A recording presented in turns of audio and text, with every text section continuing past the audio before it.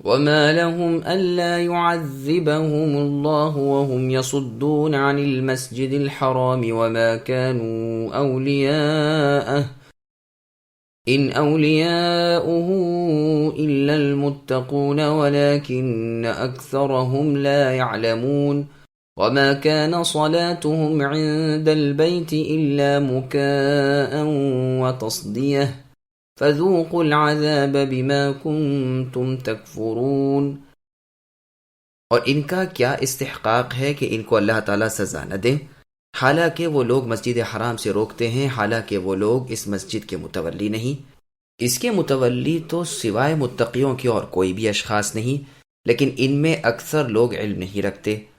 اور ان کی نماز کعبے کے پاس صرف یہ تھی سیٹیاں بجانا اور تالیاں بجانا، سو اس عذاب کا مزہ چکھو اپنے کفر کے سبب۔ سامعین، اب ان آیتوں کی تفسیر سماعت کیجیے۔ مسجد الحرام کے متولی متقی لوگ ہیں، نہ کہ مشرک۔ یہ لائق عذاب تو تھے، لیکن رسول اللہ صلی اللہ علیہ وسلم کی برکت سے عذاب سے بچ گئے۔ اسی لیے جب آپ نے مکے کو چھوڑ دیا تو اللہ تعالیٰ نے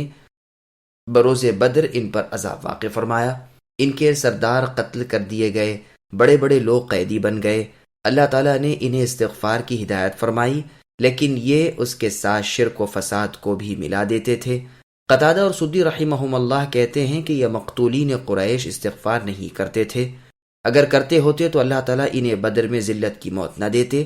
اور اگر خود مکے میں یہ کمزور مسلمان استغفار کرتے نہ ہوتے تو اہل مکہ پر ایسی مصیبت آ پڑتی کہ ہٹائے نہ ہٹتی۔ استغفار کی برکت ہی نے مکے میں عذاب نازل ہونے سے قریش مکہ کے مشرکین و کفار کو بچایا، اور مسلمانان مکہ کے صدقے میں وہ ایک عرصے تک عذاب سے محفوظ رہے۔ یوم حدیبیہ میں اللہ پاک نے فرمایا تھا، جیسا کہ سورہ فتح کی آیت نمبر 25 میں ہے، هم الذين كفروا وصدوكم عن المسجد الحرام والهدي معكوفا ان يبلغ محله، یعنی انہی کفار و مشرکین نے کفر کیا، بیت اللہ میں آنے سے تمہیں مسلمانوں روک دیا، قربانی کے جانوروں کو مذبح تک یعنی قربان گاہ تک نہیں پہنچنے دیا۔ اگر مکے میں یہ مؤمن مرد اور عورتیں نہ ہوتی جن کو تم جانتے نہیں تھے کہ اگر تم ان کو پامال کر دیتے تو تم کو ان کی وجہ سے بے خبری میں مضرت پہنچ جاتی۔ یہ اس لیے ہوا کہ اللہ تعالیٰ اپنے بندوں میں سے جس کو چاہیں اپنی رحمت میں داخل کریں۔ اگر یہ لوگ یہاں پناہ گزی نہ ہوتے تو کب کا ان پر عذاب الہی اتر چکا ہوتا۔ نبی صلی اللہ علیہ وسلم مکے میں تھے تو اللہ تعالیٰ نے فرمایا تھا کہ تمہارے اے نبی ہوتے ہوئے ان پر عذاب نہ کروں گا، اور جب کہ رسول اللہ صلی اللہ علیہ وسلم مدینے کی طرف چلے گئے تو اللہ پاک فرماتے ہیں کہ آپ کے جانشین اہل ایمان ابھی مکے میں ہیں اور استغفار کرتے ہیں، اس لیے ابھی عذاب نہ دوں گا۔ اور جب یہ مسلمان بھی مکے سے نکل گئے تو اللہ تعالیٰ فرماتے ہیں کہ اب کیوں نہ عذاب دیا جائے، انہوں نے تم مسلمانوں کو کعبۃ اللہ آنے سے روکا، وہ اللہ تعالیٰ کے دوست تو تھے نہیں، یعنی مشرکین۔ چنانچہ اللہ تعالیٰ نے فتح مکے کا عذاب ان پر نازل کیا، اور کہا گیا ہے کہ یہ آیت ما کان اللہ معذبہم کی ناسخ ہے۔ اکرمہ اور حسن بصری رحمہم اللہ کہتے ہیں کہ انفال میں ما کان والی آیت کو اس کے بعد والی ما لہم الا یعذبہم اللہ والی آیت نے منسوخ کر دیا ہے۔ چنانچہ فذوقوا العذاب فرمایا گیا۔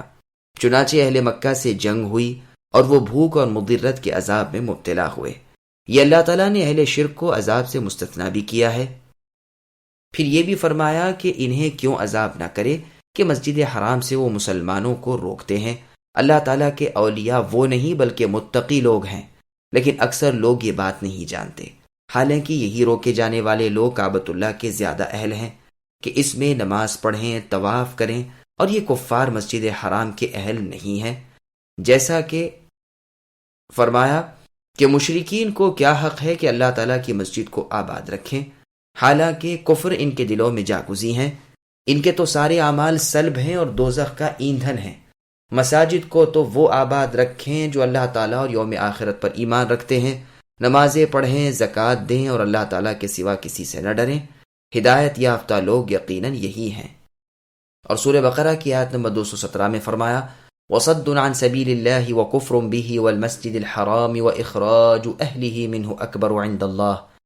اللہ تعالیٰ کی راہ سے اور مسجد حرام سے روکنا اور مکے کے مسلمانوں کو مکے سے نکال دینا، یہ اللہ تعالیٰ کے نزدیک بڑا گناہ ہے۔ مجاہد رحمہ اللہ کہتے ہیں کہ ان سے مجاہد مراد ہیں جو بھی ہوں اور جہاں بھی ہوں۔ پھر اس بات کا ذکر ہے کہ مسجد حرام میں یہ لوگ کیا کرتے تھے۔ ارشاد ہوتا ہے کہ ان کی عبادت بس یہی تھی کہ کعبے میں آ کر بھی یہ جانوروں کی سی سیٹیاں بجاتے اور تالیاں بجاتے، ننگے ہو کر طواف کرتے، منہ میں انگلیاں رکھ رکھ کر سیٹیوں کی آوازیں نکالتے، رخسار جھکاتے، تالی بجاتے، بس اسی کو عبادت سمجھتے، بائیں طرف سے طواف کرتے۔ مقصد یہ ہوتا کہ مسلمانوں کی عبادت میں حرج پیدا کریں۔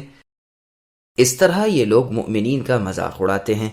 عبد الرحمن ابن زید رحمہ اللہ تصدیہ کے معنی کہتے ہیں اللہ تعالیٰ کی راہ سے لوگوں کو روکنا۔ اللہ تعالیٰ فرماتے ہیں کہ اب اپنے کفر کا مزہ چکھو، یعنی عذاب کے یوم بدر میں قتل بھی ہوئے، قید بھی ہوئے۔ مجاہد رحمہ اللہ کہتے ہیں کہ اہل اقرار پر عذاب سیف کے ذریعے آتا ہے اور اہل تکذیب پر چیخ اور زلزلے کے طور پر آتا ہے۔ ان الذين كفروا ينفقون اموالهم ليصدوا عن سبيل الله فسينفقونها ثم تكون عليهم حسرة ثم يغلبون والذين كفروا إلى جهنم يحشرون ليميز الله الخبيث من الطيب ويجعل الخبيث بعضه على بعض فيركمه جميعا فيجعله في جهنم أولئك هم الخاسرون۔ بلا شک یہ کافر لوگ اپنے مالوں کو اس لیے خرچ کر رہے ہیں کہ اللہ تعالیٰ کی راہ روکیں،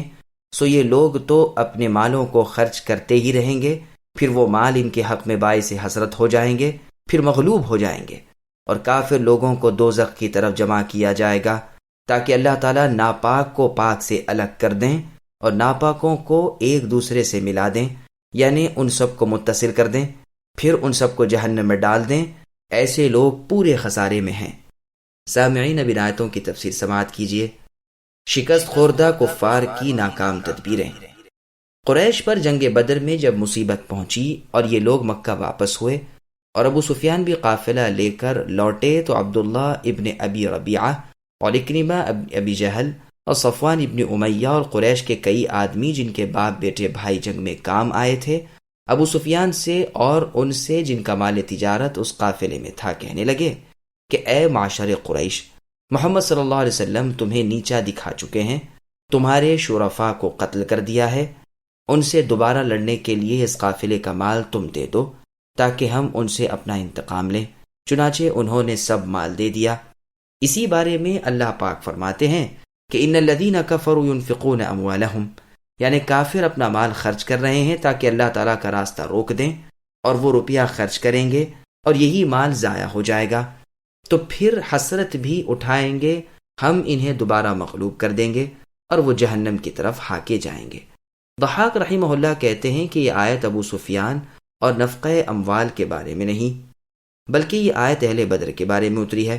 بہرحال تقدیر یہ آیت عام ہے، چاہے کسی بارے میں اتری ہو اور اگرچہ سبب نزول خاص ہو۔ اللہ تعالیٰ نے خبر دی ہے کہ اتباع طریق حق سے روکنے کے لیے کفار اپنا پیسہ خوب خرچ کر رہے ہیں، لیکن ان کے یہ اموال ضائع ہو جائیں گے، انہیں حسرت و ندامت، شرمندگی لاحق ہوگی۔ وہ اللہ تعالیٰ کے نور یعنی دین اسلام کو بجھانا چاہتے ہیں اور اللہ تعالیٰ اپنے نور کو کامل کرنا چاہتے ہیں، خواہ یہ کافروں کو ناگوار ہی کیوں نہ ہو۔ اللہ تعالیٰ اپنے دین کے ناصر یعنی مددگار، اپنے کلمے کو غالب کرنے والے بنیں گے۔ ان کے لیے دنیا میں رسوائی ہوگی اور آخرت میں عذاب دوزخ ہوگا۔ جو زندہ بچا اس نے اپنی آنکھوں سے دیکھ لیا اور اپنے کانوں سے سن لیا کہ کیسی رسوائی سے آخرکار نے سابقہ پڑا، اور جو مر گیا یا قتل ہو گیا وہ ابدی رسوائی اور سرمدی عذاب سے دوچار ہو گیا۔ اللہ تعالیٰ کا فرمان لیمیز اللہ الخبیث من الطیب کے بارے میں ابن عباس رضی اللہ عنہما کہتے ہیں کہ اہل سعادت یعنی خوشبختوں کا امتیاز اہل شقاوت یعنی بدبختوں سے ہے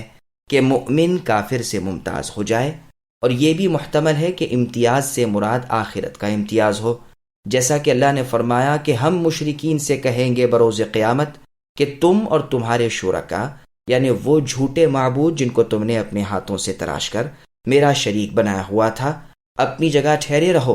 ہم ان کے درمیان فرق کر دیں گے۔ اور اللہ نے فرمایا کہ جب قیامت ہوگی تو وہ الگ الگ ہو جائیں گے، اور فرمایا کہ اے مشرکو اور گنہگارو، آج مؤمنوں سے الگ تھلگ ہو جاؤ، اور اس مطلب کا بھی احتمال ہے کہ اس سے دنیا میں ہی امتیاز مقصود ہو کہ مؤمنین کے اعمال جدا اور کافروں کے جدا، اور لیمیزا کا لام سببیہ ہو سکتا ہے، یعنی گناہ کے طور پر مال خرچ کرنے کے سبب خبیث کو طیب سے اللہ تعالیٰ نے جدا کر دیا، یعنی یہ امتیاز کرنے کے لیے کافروں سے لڑنے کے لیے کون اطاعت کرتا ہے اور کون روگردانی کر کے معصیت کا سبب بنتا ہے، جیسا کہ اللہ نے فرمایا دونوں لشکروں کے تصادم کے وقت جو کچھ تمہیں پہنچا وہ اللہ تعالیٰ کے حکم سے تھا تاکہ مؤمنوں اور کافروں میں تمیز ہو جائے۔ ان سے کہا جاتا ہے کہ آؤ اللہ تعالیٰ کی راہ میں جہاد کرو، جارحانہ یا مدافعانہ، تو کہتے ہیں کہ اگر اصول جنگ سے ہم واقف ہوتے تو ضرور لڑتے، اور اللہ نے فرمایا کہ اللہ تعالیٰ آخر مؤمنین کو بھی ان کی موجودہ حالت پر کیوں چھوڑے، وہ تو امتحان کر کے پرکھنا چاہتے ہیں کہ اچھا کون ہے اور برا کون ہے، اور امر غیب پر وہ تم کو آگاہ بھی کیوں کرے۔ اور اللہ نے فرمایا کیا تم سمجھتے ہو کہ جنت میں چلے جاؤ گے، حالانکہ مجاہدین کے صبر کا اللہ تعالیٰ نے ابھی امتحان نہیں لیا۔ اسی کی نظیر سورہ براءت میں بھی ہے، چنانچہ معنی یہ ہوئے کہ ہم کفار سے بھڑا کر تمہیں اے مسلمانوں آزمائیں گے، وہ تم سے قتال کریں گے، تمہارے خلاف اپنے مال کو خرچ کریں گے۔ یہ صرف اس امتیاز کے لیے کہ خبیث کون ہے اور طیب کون ہے۔ رقم کہتے ہیں ایک پر ایک اشیاء کو جمع کرتے جانا، جیسا کہ ابر کے بارے میں اللہ نے فرمایا ثم يجعله رکاما، یعنی تہ بتہ بادل، فیجعلہ فی جہنم اولئک هم الخاسرون، پھر وہ دوزخ میں ڈال دیے جائیں گے اور بڑے خسارے میں رہیں گے۔